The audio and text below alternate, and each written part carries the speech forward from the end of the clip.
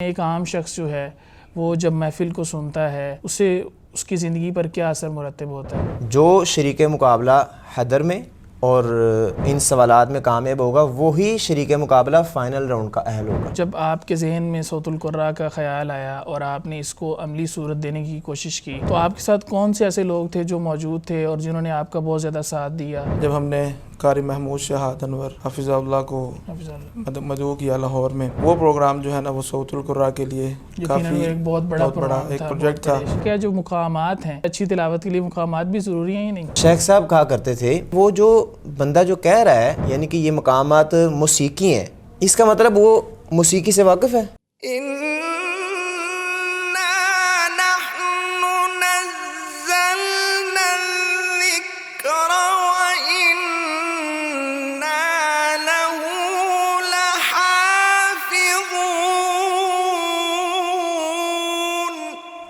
بسم اللہ الرحمن الرحیم۔ السلام علیکم ورحمۃ اللہ وبرکاتہ۔ ناظرین کرام، آپ دیکھ رہے ہیں پروگرام بزم قرآن اور میں ہوں آپ کا اپنا میزبان حافظ سعد الرحمن۔ ناظرین کرام، اہل القرآن جو ہیں ان کو اللہ تبارک و تعالیٰ نے ایک خاص مقام عطا کیا ہے، اور قرآن مجید میں بھی اللہ تبارک و تعالیٰ فرماتے ہیں کہ جو اہل القرآن ہیں، قرآن والے لوگ ہیں، ان کو ہم نے چن لیا ہے، وہ اللہ تعالیٰ کے چنیدہ لوگ ہیں۔ اور نبی کریم صلی اللہ علیہ وسلم نے اپنے ارشاد گرامی میں فرمایا، اہل القرآن اہل اللہ و خاصتہ، اہل قرآن جو ہیں وہ حقیقی طور پر اللہ والے وہی لوگ ہیں۔ اور ہمارے ساتھ آج جو ہستیاں موجود ہیں وہ الحمدللہ قرآن مجید کی نشر و اشاعت میں مصروف ہیں، اور وہ ہر طرح سے جس طرح ممکن ہو سکتا ہے قرآن مجید کی نشر و اشاعت کرنے کی کوشش کرتے ہیں۔ ہمارے ساتھ موجود ہیں جناب حافظ مبین اکرم صاحب، اور دوسرے جو ہمارے مہمان ہیں جناب قاری عثمان یوسف صاحب موجود ہیں ہمارے ساتھ۔ یہ دونوں شخصیات جو ہیں ان کا قرآن مجید کی حوالے سے کیا خدمات ہیں، یہ کس طرح اپنی زندگیوں کو قرآن مجید کے لیے وقف کر چکے ہیں، اور کس طرح مصروف عمل ہے قرآن مجید کی اشاعت میں، ان کی طرف چلتے ہیں اور ان سے بات کرتے ہیں۔ قاری صاحب کیسے ہیں آپ؟ الحمدللہ۔ قاری صاحب آپ کیسے ہیں؟ جی الحمدللہ، آپ سنائیں خیریت سے ہیں؟ الحمدللہ الحمدللہ۔ قاری صاحب جیسا کہ ناظرین کے علم میں بھی ہے کہ آپ ماشاءاللہ اشاعت قرآن کے لیے مصروف عمل ہیں، اور سوشل میڈیا پر ہم دیکھتے رہتے ہیں کہ آپ مختلف طرح کی محافل کا انعقاد کرتے رہتے ہیں، اور آپ نے ایک تحریک بھی جو ہے اس کا قیام کیا ہے جس کا نام صوت القراء پاکستان ہے، اس کے آپ صدر ہیں، اور قاری عثمان صاحب جو ہیں وہ لاہور کے صدر ہیں۔ تو آپ ہمیں بتائیے کہ آپ کے ذہن میں صوت القراء کے بارے میں خیال کیسے آیا کہ ایک ایسی تحریک بنائی جائے جو اہل القرآن کی تحریک ہو، قرآن مجید کی خدمت کے لیے جو لائحہ عمل اختیار کرے؟ بسم اللہ الرحمن الرحیم۔ سب سے پہلے تو میں شکریہ ادا کرتا ہوں آپ کا ساتھ بھائی کہ آپ نے اپنے پروگرام میں ہمیں مدعو کیا، اور اسی طرح آپ کے جو محدث میڈیا کی پوری ٹیم ہے ماشاءاللہ ایک بہت اچھا کام کر رہی ہے۔ بہت شکریہ آپ کا۔ تو صوت القراء کے حوالے سے میں آپ کو یہاں بتانا چاہوں گا کہ 2016 سے الحمدللہ ہم باقاعدہ طور پر قرآن مجید کی محافل اور اس کے حوالے سے مدارس میں ہم کام کر رہے تھے چھپ کر، یعنی کہ کبھی بھی ضرورت نہیں پڑی کہ ہم اپنا نام سامنے لے کر آئیں۔ لیکن بادشاہی مسجد میں 2022 کے اندر ایک پروگرام ہم نے رکھا جس میں ہمیں جو ہے وہ زبردستی طور پر نام کی ضرورت تھی۔ صحیح۔ تو پھر ساتھیوں سے مشاورت کی، اور ہمارے ایک ساتھی بڑے اچھے ہمارے دوست محترم نعمان ظفر ہاشمی، وہ پہلے ہی اس نام سے کام کر رہے تھے۔ اچھا۔ ان سے میں نے بات چیت کی اور ان سے کہا کہ ایسے ہمیں نام کی ضرورت ہے اور ہمیں یہ نام پسند ہے، صوت القراء کے نام سے وہ ایک پیج اور کام اپنے علاقے میں کر رہے تھے۔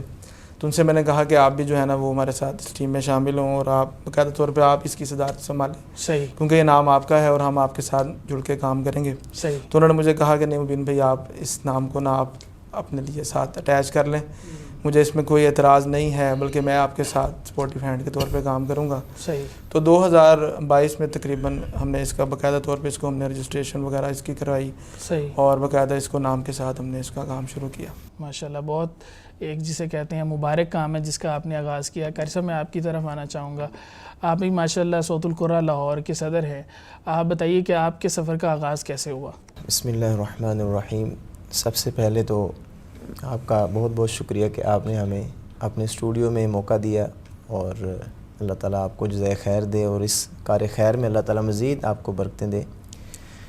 آغاز جو ہے وہ تعلیم کا جو میرا آغاز ہے وہ میرے استاد محترم جن سے میں نے حفظ جو ہے وہ مکمل کیا، قاری صدیق الحسن صاحب ہیں صحیح۔ لاہور میں، ادھر مغل پورہ میں مرکز توحید گنج میں وہ مدرس رہے ہیں، تو میں قاری صدیق الحسن صاحب کے پاس میں نے جو ہے اپنا مکمل حفظ جو ہے ان کے پاس کیا، یعنی میری بیس بنانے والے قاری صدیق الحسن صاحب ہیں، ماشاءاللہ. اور انہوں نے مجھے کافی جو ہے وہ سپورٹ کیا اس معاملے میں. ان کا بھی شوق تھا اور میرے اندر بھی ایک جنون تھا اس چیز کا. صحیح. بچپن سے والدین کی تربیت تھی، والدین کا بھی ایک جذبہ تھا، شوق تھا کہ جو ہے اولاد دین کی طرف آئے، قرآن کی طرف آئے.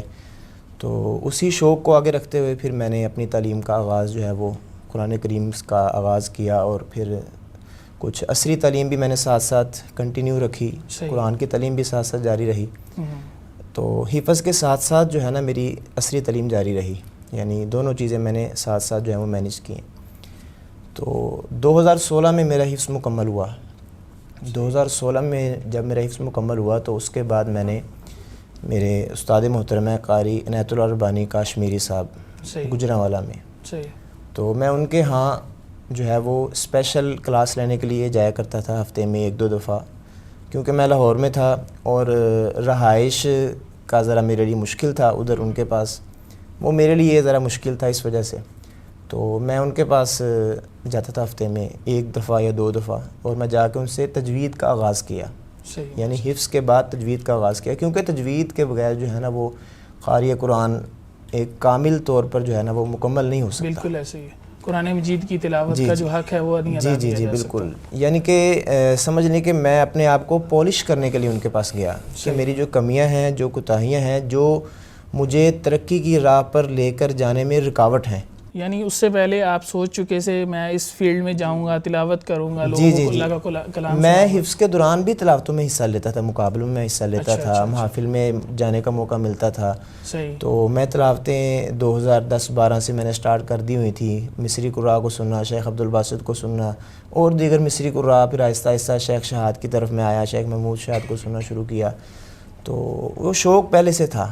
مطلب اس شوق کو میں نے جو ہے نا وہ مزید پولش کرنے کے لیے، مزید بہترین نکھار لانے کے لیے اساتذہ کے پاس جانا ضروری ہے. میں نے پھر قاری عنایت اللہ ربانی صاحب کے پاس 1 سال پڑھا. اس کے بعد پھر جو تجوید کا دوسرا سمیسٹر، جس کو یعنی دوسرا جو سال ہوتا ہے، وہ پھر میں نے امام القراء والمجودین الشیخ ادریس العاصم رحمۃ اللہ علیہ، ان کی بڑی شفقتیں، بڑی محبتیں ہیں. انہوں نے بڑے ہی محبت کے ساتھ، بڑی شفقت کے ساتھ، اور میں ایک ایسا شاگرد ہوں، بلکہ ہر شاگرد یوں کہتا ہے، ان کا کوئی بھی شاگرد ہے نا، وہ شیخ صاحب کی ایسی محبت ہوتی تھی کہ وہ ہر شاگرد آج یہ کہتا ہے کہ میرے ساتھ شیخ صاحب کی خاص محبت تھی. یعنی کہ آپ سمجھ لیں شیخ صاحب کی ہر شاگرد کے ساتھ ایک جیسی محبت تھی. تو یہ بھی شیخ صاحب کی ایک شفقت تھی کہ میں شیخ صاحب کے کلاس کے شیڈول کے مطابق نہیں جایا کرتا تھا. اچھا. یہ بھی شیخ صاحب کی ایک شفقت تھی کہ میں علیحدہ سے جاتا تھا اور اسپیشلی شیخ صاحب سے پڑھتا تھا جا کے. یہ بھی ایک ان کا میرے ساتھ بڑا ہی شفقت والا معاملہ تھا. اللہ تعالیٰ ان پہ رحمتوں کا نزول فرمائے. یقیناً ہم ان کے لیے صدقہ جاریہ ہیں. اللہ تعالیٰ مزید ہمیں ان کے لیے صدقہ جاریہ بنائے. تو شیخ ادریس اعظم صاحب رحمہ اللہ کے پاس میں نے اپنی تجوید مکمل کی. روایت حفظ کی سند میں نے 2019 میں شیخ صاحب سے میں نے یعنی کہ لسوڑے والی مسجد جہاں پہ شیخ صاحب کا ادارہ ہے، وہاں سے میں نے وہ سند جو ہے وہ اپنی حاصل کی. اس کے بعد پھر تدریس کا سلسلہ جو ہے وہ شیخ صاحب نے ہی بنیاد رکھی. آ کے مرکز توحید گنج مغول پورہ میں شیخ صاحب نے ہی آ کر تجوید کی بنیاد رکھی، اور شیخ صاحب نے ہی مجھے اس چیز کی طرف جو ہے وہ یعنی کہ لے کر آئے کہ بیٹا جی آپ نے جو پڑھایا ہے اس کو آپ نے آگے پڑھانا ہے. تدریس اصل کام ہے. شیخ صاحب ایک بات کیا کرتے تھے کہ آپ نے مسند کے قاری بننا ہے، اسٹیج کا قاری چاہے آپ بنے یا نہ بنے، مسند کا قاری مسند کا قاری آپ نے بننا ہے. مسند کا قاری جو ہے وہ اسٹیج پر بھی چلتا ہے اور مسند پر تو اس نے چلنا ہی چلنا ہے. وہ پھر اس کی جو ہے نا وہ مسند والا جو قاری ہے اس کا ہمیشہ جو ہے نا وہ اس کا ایک مقام رہتا ہے اور دنیا اس کو یاد رکھتی ہے. دنیا سے جانے کے بعد بھی اس کے آثار باقی رہتے ہیں. صحیح. کیسے میں آپ کی طرف آؤں گا، جب آپ کے ذہن میں صوت القراء کا خیال آیا اور آپ نے اس کو عملی صورت دینے کی کوشش کی، تو آپ کے ساتھ کون سے ایسے لوگ تھے جو موجود تھے اور جنہوں نے آپ کا بہت زیادہ ساتھ دیا اور آپ کو آگے بڑھایا؟ آپ ان کے بارے میں ذرا بتلائیے. ساتھ بھی شروع میں، بلکہ آج تک بھی شروع دن سے میرے ساتھ میرے بہت پیارے دوست حافظ فرحان شہزادہ صاحب، وہ شروع دن سے میرے ساتھ ہیں اس کام میں. اسی طرح محترم عثمان معراج، محترم عبدالقدوس بھائی، یہ سارے ہمارے وہ دوست ہیں جو ابتدائی دور میں قاری عثمان یوسف صاحب شروع دن سے ہمارے ساتھ الحمدللہ اس کام میں ہمارے ساتھ ہیں، اور آج تک بھی جو بھی ہم پروجیکٹس کر رہے ہیں، جو بھی ہم پروگرام کر رہے ہیں، یہ ساری ٹیم الحمدللہ ہمارے ساتھ ہیں۔ تو مجھے یہ بتلائیے گا ذرا کہ صوت القراء کا آپ نے قیام کیا تو آپ کے ذہن میں بنیادی طور پر مقاصد کیا تھے؟ کون کون سی چیزیں تھیں جن کو آپ نے ذہن میں رکھ کے، سامنے رکھ کے اپنے کام کو آگے بڑھایا؟ سعد بھائی، جیسا کہ آپ کو بھی معلوم ہوگا کہ مدارس کے اندر ہمارے دینی جو ادارے ہیں ان کے اندر الحمدللہ پاکستان کے اندر بہت ٹیلنٹ ہے، صحیح، لیکن سوشل میڈیا کے اوپر اگر آپ پیجز دیکھیں اور یوٹیوب پر، تو پاکستانی قراء کرام کے بہت کم پیجز، یعنی کہ بہت کم ایسا ٹیلنٹ ہے جو لوگوں کے سامنے نہیں ہے۔ تو صوت القراء کا بنیادی مقصد جو ہم نے اس کو پرائیورٹی رکھی ہے وہ نوجوان قراء کرام اور اچھا پڑھنے والے قراء کرام جو چاہے مدارس سے تعلق ہے، چاہے اسکول کالجز سے ہیں، تو ان کو ہم پلیٹ فارم مہیا کریں اور ان کو دنیا کے سامنے لے کے آئیں۔ الحمدللہ اس کے اوپر ہم کام کر رہے ہیں۔ لاہور کے اندر ہمارا 15 روزہ بزم چل رہا ہے، صحیح، اسی طرح دوسرے شہروں میں ماہانہ بزم چل رہا ہے۔ تو الحمدللہ بہت سے نوجوان قراء کرام اس بزم کے تھرو اسٹیج پر آئے ہیں۔ اس وقت کتنے قراء ہیں جو صوت القراء پاکستان کے ساتھ جڑے ہوئے ہیں، یا طلباء ہیں جو اس کے ساتھ منسلک ہیں؟ الحمدللہ تقریباً 100 سے زائد قراء کرام جو ہیں وہ ہماری ٹیم میں شامل ماشاءاللہ، ہیں، بہت بڑی مختلف تعداد پورے ہے۔ پاکستان سے، صحیح، جو کہ باقاعدہ ہمارے رجسٹرڈ ممبر ہیں۔ صحیح۔ تو اس میں آپ کیا مسلک کا خیال رکھتے ہیں یا مسلک کی کوئی قید نہیں؟ نہیں، مسئلے کی تعصب سے بالکل پاک ہے، سیاسی تعصب سے صحیح، صحیح، بالکل پاک ہے۔ قرآن کا کام جو ہے وہ ہم بغیر مسلک کی تعصب اور سیاسی تعصب سے پاک ہو کر کرتے ہیں۔ کسی بھی مسلک سے قاری قرآن کا تعلق اچھا پڑھنے والا ہے، ہم اس کو پروموٹ کرتے ہیں۔ قاری صاحب، میں آپ سے پوچھنا چاہوں گا کہ آپ نے ماشاءاللہ صوت القراء کو ابتدائی طور پر جوائن کیا اور آپ ایک قاری بھی ہیں، بطور قاری بھی آپ اس میں شامل ہیں، تو آپ یہ بتلائیے گا کہ اس کے آپ کی زندگی پر کیا اثرات ہیں صوت القراء کے، اس کے حوالے سے آپ کی کیا رائے ہے؟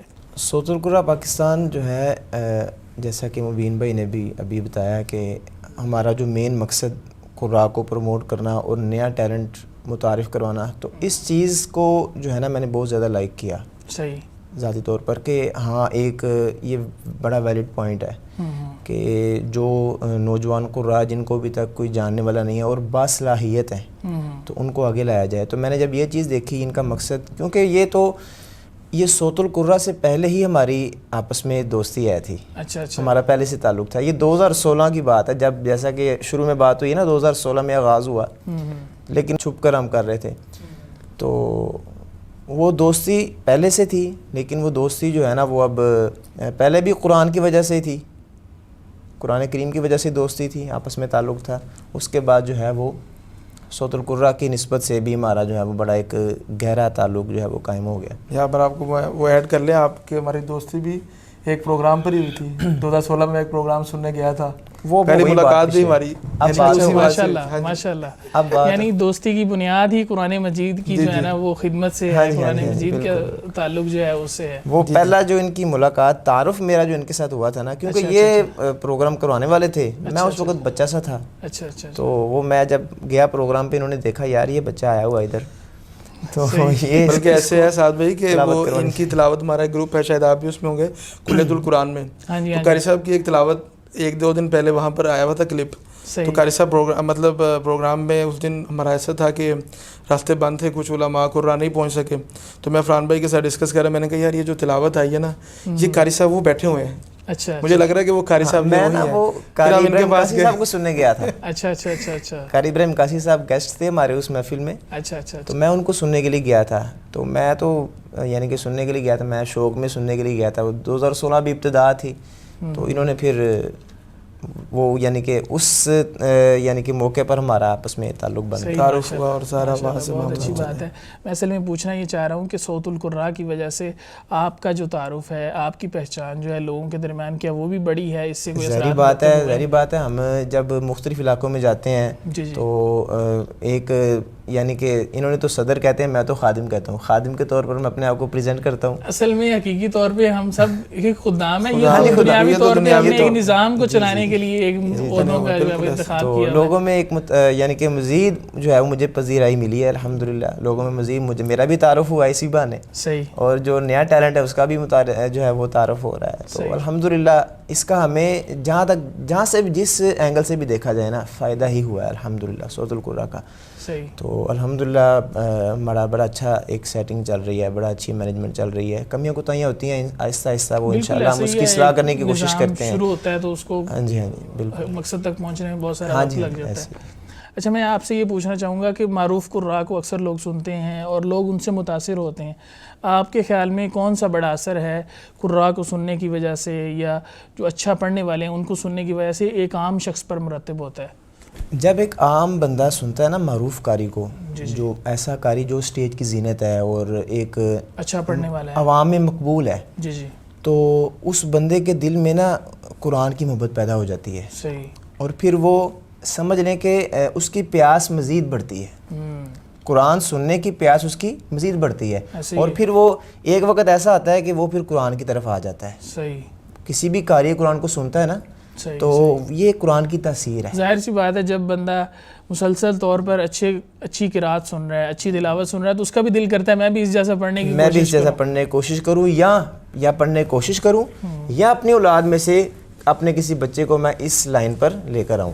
تو اس کا جو بینیفٹ سب سے بڑا یہی ہے کہ جو عام آدمی جو بالکل ہی یعنی کہ کٹ آف ہے اس لائن سے, وہ جب قرآن کریم کو سنتا ہے, کسی اچھے قاری کی آواز کو سنتا ہے, تو وہ قرآن کی طرف آتا ہے اور اس کی پیاس جو ہے وہ مزید بڑھتی ہے, اور پھر اس کے ساتھ ساتھ جو ہے نا وہ اپنی اولاد میں اس چیز کو منتقل کرنا چاہتا ہے. ایون کہ غیر مسلم جو ہیں وہ بھی اگر قرآن کی تلاوت اچھی تلاوت سنتے ہیں تو وہ بھی قرآن کی طرف آتے ہیں, قرآن سے ان کی محبت بڑھتی ہے یا قرآن کی طرف آنے کی کوشش کرتے ہیں. قاری صاحب, میں آپ سے پوچھنا چاہوں گا سورۃ القرآن پاکستان جو ہے اس کا تعارف اس وقت کس حد تک ہے پاکستان میں, یہ کہاں پر کھڑی ہے, اور مزید اس نے کیا کیا جو ہے نا وہ آگے آپ سمجھتے ہیں کہ یہ ابھی منازل جو ہیں ان کو طے کرنا ہے؟ الحمدللہ اس وقت لاہور کے اندر جو ہے نا اس کا ہیڈ آفس ہے سورۃ القرآن کا, اور اس کے علاوہ وہاڑی, گجرانوالہ, قصور, فیصل آباد, اور اسی طرح ابھی ہمارا پلان میں شامل ہے کہ اسلام آباد اور سیالکوٹ میں بھی اس کا قیام انشاءاللہ ہم کریں گے.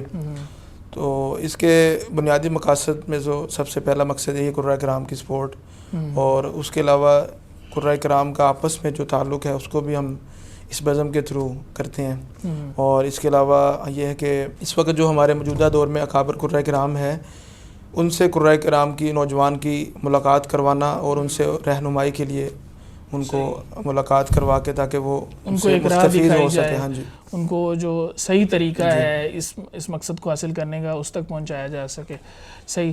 تو آپ کیا سمجھتے ہیں کہ کون سا ایسا پروگرام یا ایسی کانفرنس ہے یا ایسی محفل ہے جس کی وجہ سے سورۃ القرآن پاکستان جو ہے وہ پاکستان میں معروف ہوئی, عام لوگوں تک اس کا تعارف پہنچا؟ 2022 میں جب ہم نے قاری محمود شہاد انور حافظہ اللہ کو مدعو کیا لاہور میں, جی جی, وہ پروگرام جو ہے نا وہ سورۃ القرآن کے لیے کافی ایک بہت بڑا ایک پروجیکٹ تھا, اور یہ ایسا پروجیکٹ تھا کہ جس کے لیے دن رات ایک کرنی پڑی, اور بڑا مشکل پروجیکٹ تھا, لیکن الحمدللہ اللہ تعالیٰ کی توفیق سے, فضل و کرم سے پروگرام الحمدللہ کامیاب رہا. اور یہ پروگرام ایسا تھا کہ جس کے بعد سورۃ القرآن کے حوالے سے لوگوں نے کافی سوالات کیے اور کافی عوام الناس کے اندر ایک ہمارا تعارف کیا. آپ تھوڑا سا اس پروگرام کے پیچھے جو محنت تھی, جو آپ نے کوشش کی کہ ایک اتنا بڑا آپ نے ایونٹ جو ہے اس کا انعقاد کر دیا, آپ نوجوان تھے, پھر آپ کی جو تحریک تھی وہ ابھی یوں سمجھ لیں نو مولود تھی, تو آپ نے ایک اتنے بڑے ایونٹ کا انعقاد کر دیا. آپ تھوڑا سا اپنی اسٹرگل اور محنت کے بارے میں بتائیے کہ آپ نے کس قدر محنت کی اس کے پیچھے. سعد بھائی, صرف 22 دن ہمارے پاس تھے جب ہمارا پروگرام فائنل ہوا. صحیح. قاری ابراہیم بہبودی صاحب حافظہ اللہ, جنہوں نے پاکستان میں قاری صاحب کو مدعو کیا تھا, اور لاہور کی جو میزبانی ہے وہ ہمارے حصے میں آئی تھی, تو وہ تقریباً 22 دن قبل انہوں نے ہمیں جو ہے نا وہ فائنل کیا تھا کہ قاری صاحب کی آمد کنفرم ہو چکی ہے, ویزا ٹکٹ وغیرہ سب فائنل ہو چکا تھا. تو اس کے بعد سے, اس سے پہلے جو تھا وہ معاملات تھوڑے سے ڈسٹرب تھے, یعنی کہ کشمکش میں تھے کہ آئیں گے نہیں آئیں گے. عوام الناس کے اندر بھی ان کا آنا ایک سوال ہی تھا کہ پتہ نہیں وہ پاکستان آئیں گے یا نہیں آئیں گے. تو 22 دن تقریباً مجھے آج بھی یاد ہے رہ گئے تھے. اس وقت قاری صاحب نے کنفرم کیا, ابھی ٹکٹ وغیرہ ہو گئی ہے, آپ لوگ تیاریوں کو کریں. تو اس وقت سب سے بڑی جو رکاوٹ تھی وہ یہ تھی کہ ہم نے کوشش کی کہ ہم کسی بڑے اہل حدیثوں کے مدارس میں اس کو پروگرام کو کروائیں. تو ان دنوں میں پاکستان میں سیلاب چل رہا تھا. اچھا. تو ہم جس بھی ادارے کے پاس گئے انہوں نے ہمیں سب سے پہلے یہی کہا کہ جی سیلاب کے لیے ہم مصروف ہیں، یعنی کہ سیلاب کے حوالے سے پاکستان پورے میں لوگ لاہور سے جا رہے تھے اور دیگر شہروں سے بھی. تو فی الحال پروگرام ہمارے پاس رکھنا یا ہم اس کی میزبانی میں آپ کا ساتھ دیں یہ ہمارے لیے بہت مشکل ہے. صحیح. خیر وہ کرتے کرتے کرتے پھر بات جو ہے نا وہ تمام، اب زیادہ نام میں نہیں لوں گا کن کن کے پاس ہم گئے. تو وہ کرتے کرتے اللہ تعالیٰ نے پھر ایسا کرم کیا کہ قاری ابراہیم بہبودی صاحب نے کہا کہ محمود شہاد صاحب خود چاہتے ہیں کہ میں بادشاہی مسجد میں ہی ہمارا پروگرام رکھا جائے. یعنی جہاں پر شیخ عبدالباسط عبدالصمد رحمہ اللہ نے تلاوت فرمائی تھی، میری بھی خواہش ہے کہ میں جب پاکستان آؤں، لاہور آؤں، تو اسی مسجد میں اسی جگہ بیٹھ کے تلاوت کروں. تو انہوں نے پھر خود ہی انہوں نے پھر ہماری کہا کہ ہم ایسے مولانا فضل الرحمان صاحب نے باقاعدہ ہماری سفارش کی اور چند دنوں کے اندر ہی ہمارا یہ بادشاہ مسجد کی جو جگہ ہے اس کو فائنل کی. پھر اس کے حوالے سے انتظامات کا کرنا، پھر وہ فنڈز کا کرنا، یہ ایک بہت بڑا امتحان تھا. الحمدللہ اللہ تعالیٰ کے فضل و کرم سے ہی سارا کام ہوا ہے. یہ بہت بڑی یقیناً آپ کی کاوش تھی اور آپ نے ایک ایسی شخصیت کو پاکستان میں مدعو کیا جس کے لیے پورا پاکستان متمنی تھا کہ ان کو سنا جائے، ان کے سامنے بیٹھ کے ان کی تلاوت سنی جائے. ایک خواب تھا جو پورا ہوا ہے. بالکل ایسے بالکل ہے. کیسے میں آپ سے پوچھنا چاہوں گا کہ ہم محافل کا انعقاد کرتے ہیں، لیکن ایک عام شخص جو ہے وہ جب محفل کو سنتا ہے اسے اس کی زندگی پر کیا اثر مرتب ہوتا ہے؟ کیونکہ محافل میں اکثر یہ بھی ہوتا ہے کہ بعض دفعہ کوئی کسی طرح کی بدمزگی بھی ہو جاتی ہے، اس طرح کی بھی چیزیں ہوتی رہتی ہیں. تو ایک عام شخص سے آپ کیا سمجھتے ہیں اوورآل ایک محفل کا پازیٹیو امپیکٹ جاتا ہے یا اس سے منفی امپیکٹ جاتا ہے؟ اس حوالے سے ذرا آپ بیان فرمائیے. جیسا کہ پہلے بھی عرض کیا تھا کہ ایک عام آدمی جب قاری قرآن کو سنتا ہے تو وہ محفل میں جو ہے وہ ہم قراء کو بلاتے ہیں، کچھ اچھا پڑھنے والے ہوتے ہیں، کچھ ابھی سیکھنے کی یعنی کہ عمر میں ہوتے ہیں، سیکھ رہے ہوتے ہیں وہ طلباء. تو ظاہری بات ہے عوام نے جب کسی قاری قرآن کو سننا ہے تو ان کے دل میں مزید جو ہے نا وہ قرآن کریم کی محبت پیدا ہوتی ہے. قرآن کریم کو سننا سنانا یہ بھی جو ہے نا ایک بہت اچھا اور افضل عمل ہے. تو عوام الناس جو ہے وہ ان کے اندر مزید شوق پیدا ہوتا ہے. اور پھر ایسا بھی اس کا جو ہے نا وہ بینیفٹ ہوتا ہے کہ ہم اگر کوئی محفل منعقد کرتے ہیں، قراء کو بلاتے ہیں، قراء آتے ہیں، تلاوتیں کرتے ہیں، تو وہ پھر اس کے بعد ہمیں یہ اس کا نتیجہ ملتا ہے کہ عوام الناس میں سے بعض لوگوں کے اندر یہ شوق پیدا ہو جاتا ہے کہ یہ ہم نے بھی ایسی محفل کروانی ہے، ہم بھی، آپ ہمیں ٹائم لے کر دیں قراء کا، پھر وہ ہمیں آگے کر دیتے ہیں یا پھر ہم ان کو کانٹیکٹس دے دیتے ہیں کہ آپ رابطہ کر لیں اس طرح. تو وہ یعنی کہ ایک ہماری چین آگے چل پڑتی ہے محافل کی. باقی جو بدمزگی ہو جانا کسی محفل میں، کچھ ڈسٹربنس ہو جانا، یہ تو ایک ایکسیڈنٹلی ہوتا ہے. تو اس کے جو ہے وہ اثرات موقع کی مناسبت سے جو بھی مرتب ہوتے ہیں اس کو اگر پازیٹیولی اگر کنٹرول کیا جائے تو اس کے اچھے اثرات بھی جو ہے وہ ہمیں مل جاتے ہیں. کیسے میں آپ سے پوچھنا چاہوں گا کسی بھی تحریک کو چلانے کے لیے یا کسی بھی ادارے کو چلانے کے لیے ظاہری بات ہے جو سرمایہ ہے، جو مال ہے یا فنڈز ہیں، ان کا بہت اہم کردار ہوتا ہے. تو آپ ظاہر سی بات نہیں اتنے بڑے بڑے پروگرام کرواتے ہیں، آپ نے اتنی بڑا ایونٹ منعقد کروایا اور اب پیچھے بھی میں دیکھ رہا تھا آپ کی پروفائل پر کہ آپ نے ابھی بھی فی الحال جو ہے بہاڑی میں پروگرام کروایا، لاہور میں پروگرام کروایا. تو ان سارے پروگرامز کے لیے اور تحریک کو چلانے کے لیے آپ فنڈز کیسے مینیج کرتے ہیں؟ سعد بھائی، ہماری جو ٹیم ہے الحمدللہ، فرحان بھائی اور جتنے بھی ہمارے جو ایگزیکٹو ممبر ہیں جو ہمارے ساتھ پہلے دن سے ہیں، وہ سب الحمدللہ بزنس مین ہیں، یعنی اپنا اپنے کاروبار کرتے ہیں. اس کاروبار میں سے میں نے خود ذاتی طور پہ بھی اور ہمارے دوستوں نے بھی کچھ حصہ مختص کیا ہوا ہے اس کاموں کے لیے. باقی کوئی اگر ہمارا اسپیشل پروجیکٹ آتا ہے، مطلب کوئی پروگرام ہے یا ابھی ہم نے ریسنٹلی اکیڈمی کا آغاز کیا ہے، اس کے لیے کچھ چیزیں درکار ہیں اور کچھ معاملات ہوتے ہیں، اس کے خصوصی پروجیکٹ کے لیے ہم جو ہے نا وہ فنڈ ریزنگ کر لیتے ہیں. وہ بھی اپنے علاقائی طور پر جو ہے اس کو ہم مینیج کرتے ہیں. کیسے میں آپ سے پوچھنا چاہوں گا کیونکہ صوت القراء پاکستان میں پیچھے دیکھ رہا تھا کہ آپ کے ادارے میں شاید ایک مقابلے کا انعقاد کروایا، بچوں کا کمپٹیشن تھا. تو میں یہ پوچھنا چاہوں گا جو ایک کمپٹیشن ہوتا ہے، مقابلہ ہوتا ہے بچوں کا، اس میں اہم چیز کیا ہوتی ہے؟ کیا صرف آواز کا اتار چڑھاؤ، اچھی آواز کا ہونا ہے، کیا یہ مقابلے میں شرکت کے لیے کافی ہے یا اس میں اور چیزیں بھی شامل ہوتی ہیں؟ یہ مقابلہ ایک منفرد انداز کا تھا. صحیح. مقابلہ اس نے قرات حضر وغیرہ کے ہوتے رہتے ہیں. جی جی. لیکن اس میں ہماری انتظامیہ نے اور ہم نے مل جل کر اساتذہ کے مشورے سے ایک 30 سوالات پر مشتمل تجوید کا نصاب ترتیب دیا تھا. اچھا. اور ان 30 سوالات میں تقریباً تجوید کے تمام بنیادی قواعد شامل تھے. صحیح. ان 30 سوالات میں.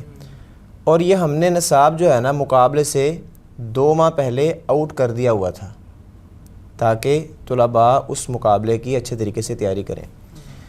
ہمارے مقابلے کے 2 راؤنڈ تھے. یہ میں اس لیے ذرا بتا رہا ہوں کہ تجوید کی طرف میں آنا چاہ رہا ہوں. صحیح. یہ میں آپ کو اس لیے میں نے شروع میں آپ کو ان سوالات کا جو ہے وہ تعارف پیش کیا ہے. جی. تو ہم نے یہ شرط رکھی تھی کہ پہلے راؤنڈ میں سوالات ہوں گے, ہر شریک مقابلہ سے سوالات ہوں گے. تو جو شریک مقابلہ حدر میں اور ان سوالات میں کامیاب ہوگا وہی شریک مقابلہ فائنل راؤنڈ کا اہل ہوگا. صحیح. یعنی وہی بچہ فائنل میں پہنچے گا. صحیح. اب جس کے سوالات غلط تھے وہ بچہ پہلے راؤنڈ سے ہی جو ہے نا وہ آؤٹ ہو گیا, وہ فائنل میں نہیں جا سکا. تو فائنل میں ہم نے 15 یا 16 طلباء سلیکٹ کیے تھے.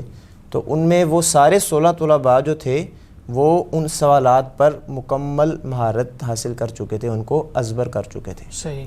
اور اس کا ایک بینیفٹ یہ بھی ہوا ہے کہ ہمارے پاس الحمدللہ تقریباً پورے لاہور سے, یہ آل لاہور مقابلہ تھا, ضلع لاہور کے مدارس کے مابین تھا. تو اس میں جو ہے وہ ہمارے پاس تقریباً 70 شرکاء تھے پورے لاہور سے. اور اس کا فائدہ ہمیں یہ ہوا ہے کہ جو تجوید کا جو ہمارا وہ نصاب تھا نا وہ الحمدللہ 70 بچوں نے اس کو اپنے اپنے طور پر یعنی اگر وہ فائنل راؤنڈ میں گیا یا نہیں گیا, ہر بچے نے اس کو حفظ کر لیا, بچے نے اس کو پڑھا ضرور ہے, لیکن وہ پریشر کی وجہ سے یا مقابلے کی وجہ سے جو ہے وہ بچہ نہیں سنا سکا, تو وہ ایک الگ بات ہے. بعض بچے کانفیڈنٹ ہوتے ہیں, بعض بچے نہیں کانفیڈنٹ ہوتے, بعض بچوں کی پریکٹس زیادہ ہوتی ہے, محنت زیادہ ہوتی ہے بعض بچوں کی, تو یہ محنت پر بھی ڈیپینڈ کرتا ہے. تو اس کے بعد جو مقابلے, جو اصل بات ہے وہ یہ ہے کہ مقابلے میں سب سے زیادہ تجوید کے نمبر ہوتے ہیں. یعنی کہ اگر 100 مارکس ہے نا, ٹوٹل 100 نمبر ہے, تو اس میں سے آپ یوں سمجھ لیں کہ 50 یا 60 نمبر تجوید کے ہیں. تجوید اور باقی ہم نے اس کو 100 پورا کرنا ہوتا ہے. ایک چیز ہے حسن صوت, اچھی آواز, یعنی کہ اچھی آواز بچے کی کس حد تک ہے, یہ تو ایک نیچرل ہوتی ہے. صحیح. ظاہری بات ہے اس کی بھی مارکنگ ہوگی. اور اس کے بعد ہم تیسری چیز جو ہے وہ لہجہ. لہجہ بھی ایک اللہ تعالیٰ کی طرف سے گاڈ گفٹڈ ہوتا ہے. بعض بچے محنت کر کے اس کو حاصل کرتے ہیں, بعض بچوں کے پاس اللہ تعالیٰ کی طرف سے ہوتا ہے. یعنی اگر کسی شخص کی آواز اچھی نہیں ہے تو وہ محنت کر کے بھی اچھی آواز اور لہجہ بنا سکتا ہے. بالکل بنا سکتا ہے, محنت کر کے بنا سکتا ہے, پریکٹس کر کے بنا سکتا ہے. صحیح. تو اصل بات جو وہ یہ ہے کہ اگر ایک بچے کی آواز اچھی ہے, لہجہ بھی اس کا ٹھیک ہے, صحیح, لیکن وہ تجوید میں ایسی سی غلطیاں کر رہا ہے کہ جس کی وجہ سے قرآن کریم کا معنی بدل جاتا ہے یا قرآن کریم کی خوبصورتی ختم ہو جاتی ہے. صحیح. تو پھر ہم اس بچے کی نیگیٹو مارکنگ کرتے ہیں, اس بچے کو ہم کامل طور پر جو ہے وہ کامیاب نہیں سمجھتے. صحیح. جیسے کہ آپ نے ذکر کیا کہ ابھی تجوید اور ادا جو ہے یہ بھی حسن تلاوت کا حصہ ہے, اسی طرح آواز کا اتار چڑھاؤ یہ حسن تلاوت کا فرض عین ہے. اچھا, فرض عین ہے. جی, یہ سب سے پہلی چیز یہ ہے تجوید. صحیح صحیح. تو اسی طرح آواز جو ہے وہ بھی آواز اچھا ہونا, آواز کا اتار چڑھاؤ. تو میں پوچھنا چاہوں گا کیا جو مقامات ہیں یہ بھی تلاوت کا حصہ ہے؟ اچھی تلاوت کے لیے مقامات بھی ضروری ہیں یا نہیں؟ مقامات یہ ایک ہم نے اپنی آسانی کے لیے ان کا ایک نام ہم نے مختص کیا ہوا ہے. یہ علاقوں کے نام ہیں, جیسے نہاوند ہے, حجاز ہے, جہارکا ہے, یہ مقامات ان کے نام ہیں. تو ان مقامات میں جو ہے نا وہ ضروری نہیں ہے کوئی اتنا ضروری نہیں ہے. سب سے پہلے تجوید ضروری ہے, اس کے بعد آپ حسن صوت آپ کوشش کریں, آپ پریکٹس کریں کہ جس حد تک اچھی ہو سکے. اس کے لیے باقاعدہ محنت چاہیے, پریکٹس چاہیے, مشق چاہیے آپ کو. اس کے بعد جو مقامات والا پورشن ہے نا, اس میں آپ اگر اپنی آسانی کے لیے کسی مقام کو اس لہجے کے نام سے اگر آپ یاد کر لیتے ہیں تو اس میں کوئی حرج والی بات نہیں ہے. اب جیسا کہ قرآن کریم میں جو ہے وہ مختلف اقسام کی آیات ہیں. کچھ آیات میں جنت کا تذکرہ ہے, کچھ آیات میں جہنم کا تذکرہ ہے, کچھ آیات میں اللہ تعالیٰ کی قدرت کا تذکرہ ہے, کچھ آیات میں جو ہے وہ ہمارے جو دیگر معاملات ہیں زندگی کے معاشرتی معاملات. تو ہم ان لہجات کو ان آیات کے مطابق پڑھنے کی کوشش کرتے ہیں۔ آپ کے کہنے کے مطابق اگر میں جو آپ سے بات سمجھاؤں کہ مقامات کا خیال رکھنے سے تلاوت کا حسن بڑھ جاتا ہے، تلاوت کا حسن جو ہے وہ آپ سمجھ لیں کہ بہت زیادہ بڑھ جاتا ہے، اور سامعین کے لیے بھی جو ہے نا وہ ایک تاثیر کا باعث ہوتی ہے۔ اگر مقامات میں اگر ہم مختلف مقامات میں ڈیفرنٹ ہم اس کو کر کے پڑھیں اور آیات کے حساب سے پڑھیں، جہاں پہ جنت کا تذکرہ ہے وہاں پہ ہم اس حساب کا لہجہ پڑھیں، جہاں پہ جہنم کا تذکرہ ہے وہاں پہ ہم جو یعنی کہ مقام الحزن ہے، جیسے حجاز لہجہ ہے، حجازی لہجہ جو ہے وہ غمگین ہے، مقام الصبا ہے، تو اس طرح کے لہجات کو جو ہے نا ان آیات کے مطابق پڑھنا لیکن چاہیے۔ قاری صاحب معذرت چاہوں گا، آپ کی بات کاٹ رہا ہوں، ہمارے جو کبار قراء ہیں یا شیوخ ہیں، جیسے اس وقت عالم اسلام کی سب سے بڑی جو قاری ہیں شیخ احمد عیسیٰ الماسراوی، انہوں نے بھی ان کے حرام کا فتویٰ دیا ہے، اور ہمارے بھی جو بڑے اساتذہ ہیں وہ بھی اس کو حرام کہتے ہیں۔ دیکھیے سعد بھائی، جتنے بھی کبار شیوخ ہیں نا وہ ہمارے سر کا تاج ہیں، ہماری آنکھوں کا تارا ہے، ہم جو ہے نا ان سے انسپائر ہیں بہت زیادہ۔ کوئی جو ہے مقامات کو جائز سمجھتا ہے یا یہ کوئی مطلب اتنا کوئی وہ حلال حرام والا مسئلہ ہے ہی نہیں، یہ ایک اضافی زائد جو ہے نا وہ ایک صفت ہے ایک قاری قرآن کے لیے۔ لیکن ان کا کہنا یہ ہے کہ جو یہ مقامات ہیں یہ جیسے مقامات موسیقی ہیں، یہ وہی ہیں، بس نام تبدیل کر دیے گئے ہیں۔ ہمارے استاد محترم شیخ ادریس اعظم صاحب رحمۃ اللہ علیہ فرمایا کرتے تھے، جب ان سے کوئی ایسی بات کرتا تھا نا جی جی تو وہ کہتے تھے جی کہ یہ جو بندہ کہہ رہا ہے نا کہ یہ مقامات موسیقی ہیں، جی جی یہ میں شیخ صاحب کی بات کوٹ کر رہا ہوں، شاید ان کے کوئی اور بھی تلامذہ اس بات کی تصدیق کریں گے جو اس وقت موجود ہوتے تھے یا انہوں نے ان سے سنا ہوا ہے۔ تو شیخ صاحب کہا کرتے تھے کہ بھائی وہ جو بندہ جو کہہ رہا ہے یعنی کہ یہ مقامات موسیقی ہیں، اس کا مطلب وہ موسیقی سے واقف ہے، اس نے موسیقی کا سر سیکھا ہوا ہے، تو موسیقی کا قرآن سے کیا تعلق ہے؟ موسیقی کا قرآن کو اگر آپ موسیقی کی طرز میں پڑھنا شروع کریں گے تو وہ تو بگڑ جائے گا۔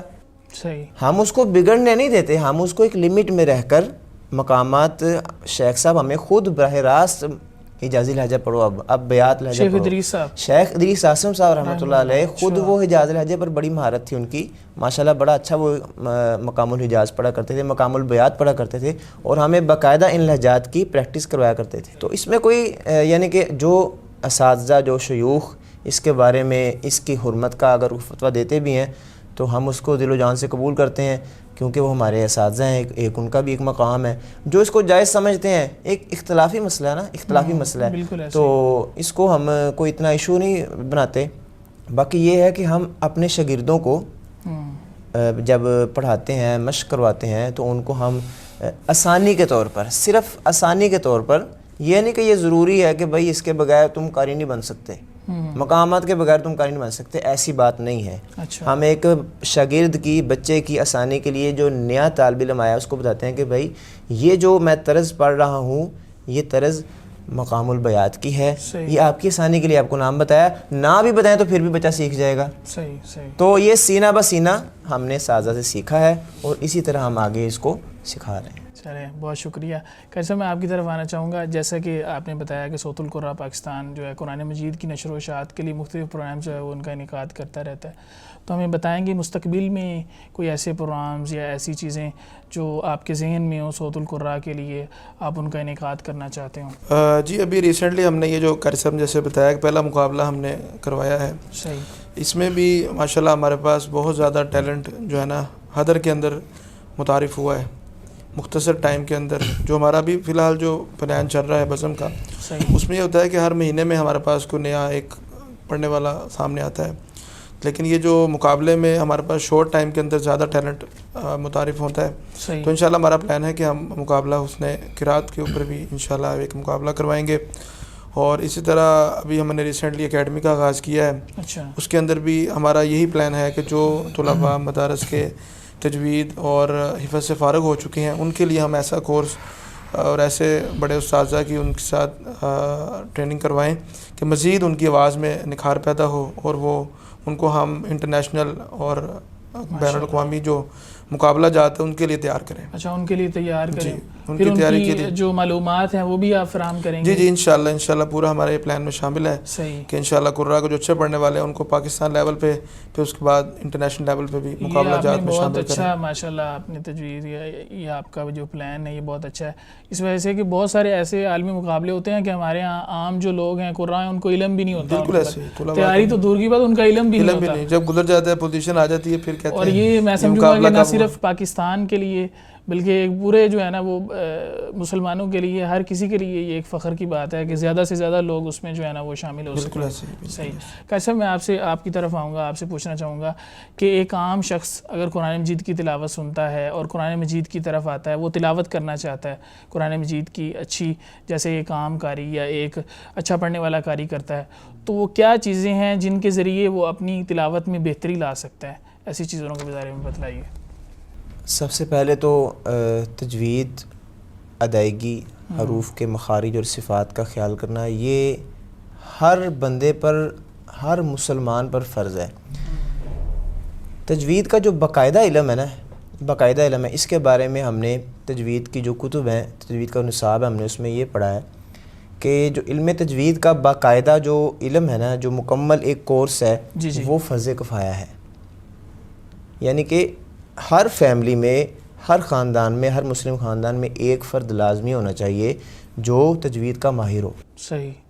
اور اس پر عمل کرنا، تجوید پر عمل کرنا ہر مسلمان کے لیے فرض عین ہے. صحیح. تجوید کے علم کو حاصل کرنا یعنی اس پر عمل کرنا، عملی طور پر یعنی کہ پریکٹیکلی طور پر قرآن کریم کو تجوید کے مطابق پڑھنا، یہ ہر مسلمان کا فرض عین ہے. صحیح. اب اس میں ضروری نہیں ہے کہ ہر گھر کا فرد مکمل تجوید پڑھے، وہ بیسک چیزیں پڑھے تجوید کی. قرآن کریم کو جب بھی ایک قرآن کریم کی تلاوت ہمیں کرنی چاہیے. قرآن کریم کی تلاوت جو ہے وہ ہر حرف پر 10 نیکیاں ملتی ہیں. تو اور بھی اللہ تعالیٰ کوئی اچھی آواز سے قرآن کریم پڑھ رہا ہوتا ہے تو اللہ تعالیٰ اس کی جو تلاوت ہے کان لگا کے سنتے ہیں، اس کے لیے بڑے جو ہے وہ اجر و ثواب کا اللہ تعالیٰ اس کو عطا کرتے ہیں. تو ہر مسلمان نے تلاوت تو کرنی ہے.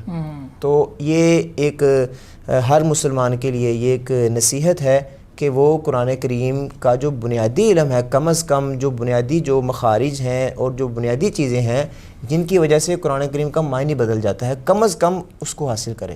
یہ ایک عام بندے کے لیے پیغام ہے کہ وہ قرآن کریم اپنا درست کرے، کسی معلم کے پاس جائے، کسی استاد سے کچھ اسپیشل ٹائم لے اور اس معاملے میں جو ہے نا اس سے رہنمائی حاصل کرے. اب ایک جو قاری قرآن ہے یا ایک جو مدرس بندہ ہے، ہمارے ادارے میں یہ افسوس کے ساتھ بات جو ہے وہ کرنی پڑ رہی ہے کہ ہمارے اداروں میں ایسے حفظ کے اساتذہ ہیں جن کی تجوید میں لحن جلی اور بڑی بڑی غلطیاں ہیں. یعنی شعبہ حفظ کا استاد ہے اور اس کی تجوید ہی درست نہیں ہے. وہ کیا شعبہ حفظ کے بچے کو پڑھائے گا؟ وہ کیا پڑھائے گا؟ بچوں میں بھی وہی غلطیاں ہوں گی. تو ہمیں ان دو چیزوں کی، دو جو لوگ ہیں، ایک جو یعنی کہ مدارس میں اساتذہ ہیں شعبہ حفظ کے یا شعبہ تجوید کے، ان کی اپنی بھی تو کوئی کوالٹی ہونی چاہیے نا، ان کے اندر اپنی بھی قرآن کریم پڑھنے کی مہارت ہونی چاہیے. اور اس کے بعد جو قاری قرآن ہے جس نے اسٹیج پر پڑھنا ہے. اب میں آپ کو ایک بات بتاؤں، جو اسٹیج پر پڑھنے والا قاری ہوتا ہے نا، وہ جو عوام الناس آڈینس بیٹھی ہوئی ہے نا، اس کے اندر ایسے بچے آئے ہوتے ہیں مدارس کے، وہ سمجھتے ہیں کہ یار یہ بندہ ماڈل ہے، میں نے ایسا بننا ہے. ایسے ہی ہے، بالکل ایسے ہی ہے، میں نے ایسا بننا ہے. اب جب وہ اس کو سنتے ہیں نا تو وہ اگر وہی غلط پڑھنے والا ہوگا تو وہ اس کو اپنا ماڈل مان رہے ہیں کہ یہ تو ماڈل ہے، تو وہ اس کی تقلید میں پڑھتے پڑھتے وہ غلط ہی پڑھنا شروع کر دیں گے. صحیح. تو یہ بڑا ضروری ہے ایک اسٹیج پر پڑھنے والے قاری قرآن کے لیے کہ اس کی تجوید میں جو ہے نا وہ کامل مہارت ہو. وہ یہ نہ دیکھے کہ سامنے عوام بیٹھی ہوئی، عوام کو نہیں پتہ اس نے گناہ چھوڑا یا مت چھوڑی ہے، عوام کو کیا پتہ. لیکن وہ کم از کم اس چیز کو ذہن میں رکھے کہ یہ قرآن کریم، ایک تو پہلی بات تو قاری قرآن کے لیے یہ اس کے دل میں ہونا چاہیے کہ اللہ کی رضا یہ بڑی ضروری ہے. اللہ کی رضا بڑی ضروری ہے کہ یہ میں قرآن پڑھ رہا ہوں یہ اللہ کی رضا کے لیے ہے. اور جب ایک قاری قرآن تجوید کے ساتھ پڑھتا ہے نا، اس کے اندر ریاکاری بھی نہیں آ سکتی. اگر ایک بندہ ایک قاری قرآن عوام الناس میں تلاوت کر رہا ہے، عوام الناس کو نہیں پتہ تجوید کے قواعد کا، وہ اگر غلطی کرتا بھی ہے تو عوام کو کیا پتہ. لیکن اگر اس قاری قرآن کے دل میں یہ چیز، یہ احساس پیدا ہو کہ یہ قرآن میرا اللہ تعالیٰ سن رہا ہے، اور اگر اس میں کوئی غلطی کروں گا قرآن کریم کی تو مطلب اس میں مجھے گناہ ہوگا قرآن کریم. اب وہ یہ احساس اس قاری قرآن کے دل میں ہے تو اس کا سامعین پر بھی تجوید کے ساتھ قرآن کریم پڑھنے کا سامعین پر بھی اثر پڑتا ہے. قاری صاحب میں آپ کی طرف آؤں گا اور آپ سے پوچھنا چاہوں گا جیسا کہ صوت القراء پاکستان ماشاءاللہ بہت سا نیا ٹیلنٹ جو ہے اس کو متعارف کروا رہی ہے، تو اس میں آپ جو ہے صوت القراء کے حوالے سے اور ان پروگرامز کے حوالے سے آپ اکابر جو ہمارے قراء اور اساتذہ شیوخ ہیں ان سے بھی مشاورت کرتے ہیں؟ اگر مشاورت کرتے ہیں تو ان کی اس بارے میں کیا رائے ہے؟ سعد بھائی، جب ہم نے اس سلسلے کا آغاز کیا تھا جی بس میں اس نے قرات کا لاہور میں، تو مجھے آج بھی یاد ہے شیخ ادریس العاصم رحمہ اللہ کے پاس ہم گئے تھے، اسی طرح شیخ ابراہیمی محمدی صاحب حفظہ اللہ، اور اسی طرح شیخ عزیر رحمہ اللہ کے پاس بھی ہم، جتنے بھی اس وقت کے موجودہ شیوخ موجود تھے ان کے پاس ہم گئے اور اس سلسلے کا ہم نے ان سے ذکر کیا اور ان سے باقاعدہ رہنمائی ہم نے لی کہ ہم اس سلسلے کا آغاز کرنا چاہ رہے ہیں اور یہ ہمارا پلان ہے کہ ہم ہر 15 دن بعد یا مہینے بعد قراء کا ایک بزم رکھیں. اس میں ہم، تو انہوں نے ہمیں الحمدللہ ہمیں دعاؤں سے نوازا اور اس میں کہا کہ آپ اس کام کو شروع کریں، بہت اچھا کام ہے. اور ابھی موجودہ بھی ہے اس وقت ہم مطلب ہمارے ساتھ ڈاکٹر حمزہ مدنی صاحب، ان سے بھی مشاورت چلتی ہے قراء کرام کے حوالے سے، میں ان سے پوچھتا رہتا ہوں. اسی طرح شیخ ابراہیم محمدی صاحب اور قاری سہیب صاحب کے ساتھ بھی ریسنٹلی ہماری ٹیم کی پوری ایک نشست ہوئی تھی، اس میں ہم نے سارے ان کو معاملات اپنے بتائے تھے اور انہوں نے بھی قراء کو نصیحت کی. مزید ہمیں بھی بتایا کہ آپ اس طرح کام کو کریں اور یہ تبدیلیاں کریں اور یہ معاملات کریں. تو الحمدللہ اس طرح قاری عبدالسلام عزیز صاحب بھی ہیں، وہ بھی ہمارے ساتھ اس کام میں بالکل پہلے دن سے جب ہم نے آغاز کیا تھا شامل تھے. قاری سعید اللہ سعید بخاری حفظہ اللہ، اسی طرح قاری عبدالباسط المنشاوی، جتنے بھی اس وقت موجودہ لاہور میں اور پاکستان کے معروف قراء کرام ہیں ان سب سے ہماری الحمدللہ مشاورت ہے اور ان کو اس تمام ہمارے کام ہے اس کا معلوم ہے اور گاہے بگاہے ہم ان سے رہنمائی لیتے رہتے ہیں. صحیح، وہ آپ کو پھر اپریشیٹ بھی کرتے ہیں، آپ کی حوصلہ افزائی بھی کرتے ہیں. بالکل ان کی دعاؤں سے، ان کی حوصلہ افزائی سے آج تک یہ معاملات چل رہے ہیں. اللہ تعالیٰ مزید آگے بھی ہمیں توفیق دے. قاری صاحب آپ کا بہت شکریہ، آپ تشریف لائے، آپ نے ہمارے لیے وقت نکالا اور یقیناً یہ ہماری ایک کوشش ہے جو اللہ تبارک و تعالیٰ سے دعا ہے کہ اللہ تعالیٰ قبول فرمائے. قاری صاحب آپ کا بھی بہت شکریہ، آپ تشریف لائے، آپ نے اپنے قیمتی وقت سے جو ہے وہ ہمیں اعزاز بخشا. تو ناظرین کرام، جیسا کہ آپ نے دیکھا کہ ہم نے تعارف اہل قرآن جو ہے وہ آپ کے سامنے پیش کیا. یہی وہ لوگ ہیں جن کو اللہ تبارک و تعالیٰ نے اہل القرآن کہا ہے، جو حقیقی طور پر اہل اللہ ہیں اور یہ اللہ تعالیٰ کے خاص لوگ ہیں. قرآن مجید کی جو نشر و اشاعت ہے، اس کی درس و تدریس ہے یا اس کے حوالے سے جو بھی خدمت ہے، وہ ایک یقیناً بہت بڑا عمل ہے اور ہر انسان کو اپنے تئیں کوشش کرنی چاہیے کہ وہ کسی نہ کسی طرح قرآن مجید کی نشر و اشاعت، اس کی درس و تدریس یا اس حوالے سے اپنی جو خدمات سر انجام دے سکتا ہے اپنی ڈومین میں رہتے ہوئے وہ سر انجام دے. تو آخر میں یہ بات سمجھتا ہوں کہ ہمارے ساتھ جناب قاری عثمان شاہ صاحب، قاری عثمان یوسف صاحب موجود ہیں، تو یہ ناانصافی ہوگی، آپ ہمارے پاس موجود ہیں اور ہم آپ کی تلاوت سے مستفید نہ ہوں. آپ کی تلاوت پروگرام کا جو ہے نا وہ اختتام ہوگا انشاءاللہ. اعوذ باللہ من الشیطان الرجیم، بسم اللہ الرحمن الرحیم.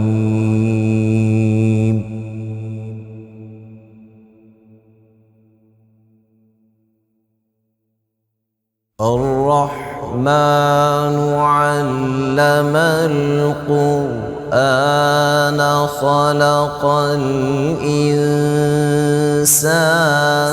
علمه البيان.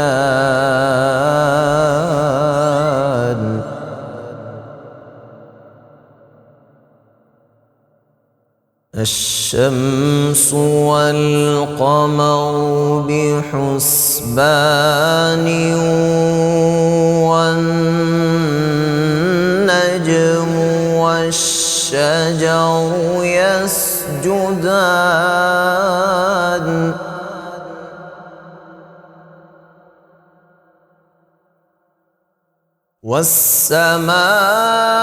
والسماء رفعها ووضع الميزان.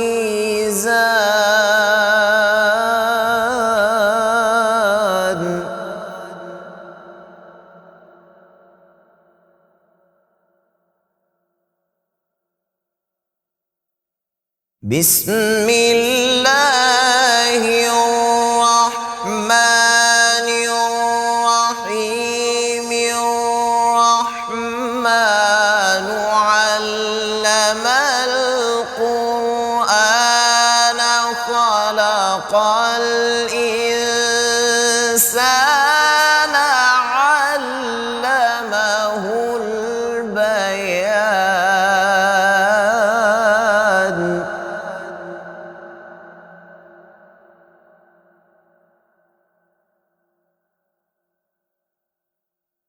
الشمس والقمر بحسبان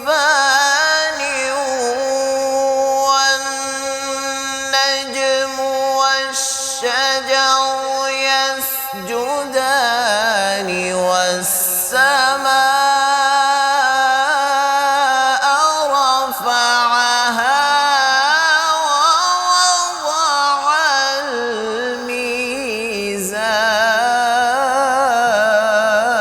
الميزان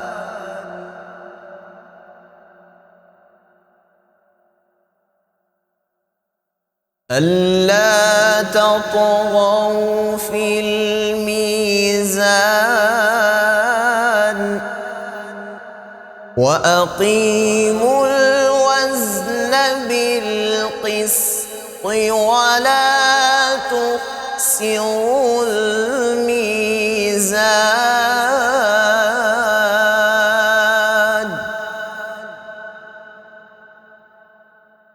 والأرض وضعها للأنام فيها فاكهة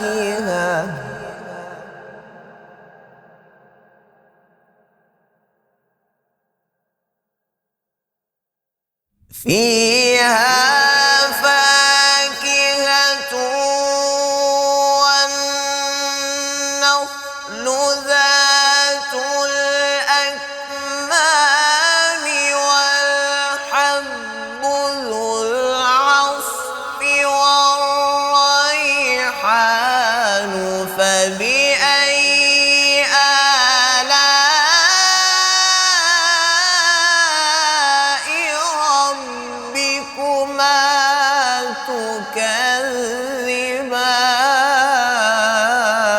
تكذبان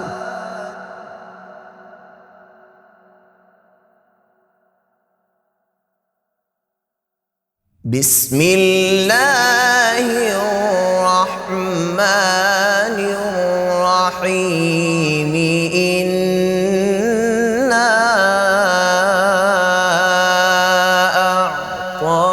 أعطيناك الكوثر فصل لربك وانحر إن شانئك هو الأبتر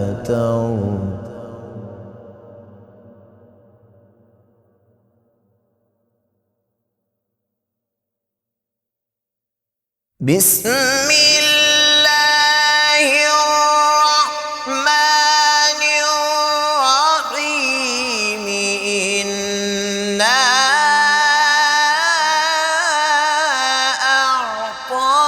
أعطيناك الكوثر فصل لربك وانحر إن شانئك هو الأبتر فصل لربك وانحر إن شانئك هو الأبتر صدق الله العظيم.